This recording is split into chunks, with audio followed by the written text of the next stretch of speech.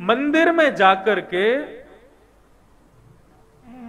भगवान के सामने निर्दोष जानवर की बलि चढ़ाने वाला भी भक्ति ही माना जाता है, उसको भी भक्ति कहा जाता है। बलि चढ़ाने वाला व्यक्ति मंदिर आया है और कहते हैं महाराज बड़े नियमों का पालन करके आता है, कुछ खाता नहीं, कुछ पीता नहीं, नहा धो करके गीले कपड़ों से, और ना जाने कैसे कैसे आता है वो।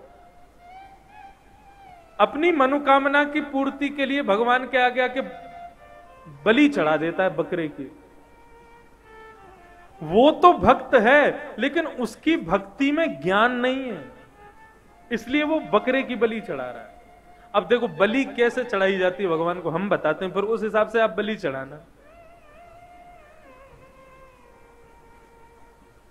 हमारे शास्त्रों में कहा जाता है मनुष्य के भीतर जितने भी अवगुण हैं, अवगुण मतलब दुर्गुण, वे सभी दुर्गुण कोई ना कोई जानवर के स्वरूप हैं।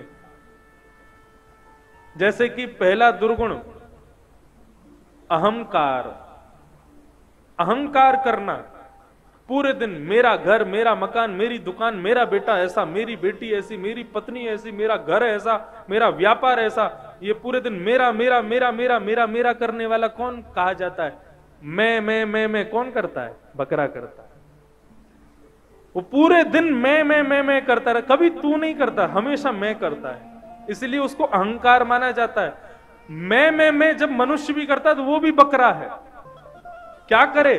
बोले मंदिर में जाकर के अपने अहंकार रूपी बकरे की बलि चढ़ा दे। हम लोग क्या करते हैं? बेचारे पत्ते खाने वाले निर्दोष जानवर को जाके वहां चढ़ा देते हैं। हमारे अंदर मुर्गा कौन है? मुर्गे का एक दुर्गुण होता है कि उसके दाने को यदि उसका बेटा खाने जाए ना तो बेटे को भी भगा देगा वहां से। मतलब किसी के हक को भी छीन करके मार के खाने वाला ऐसा दरिद्री हमारे भीतर बैठा हुआ मुर्गा है। उसको जाकर के अपने हृदय के दरिद्री रूपी मुर्गे को जाके बलि चढ़ा दो। हम बेचारे मुर्गे की बलि चढ़ा देते हैं।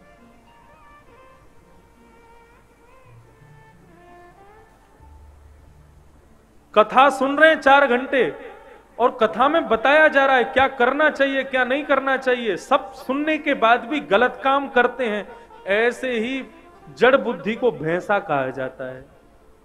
बोले अपने हृदय की जड़ बुद्धि को जाकर के मंदिर में बलि चढ़ा दो। हम बेचारे भैंस को चढ़ा देते हैं वहां पे। बलि क्या है?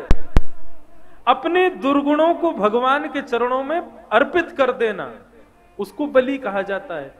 किसी जीव की हत्या को बलि नहीं कहा जाता।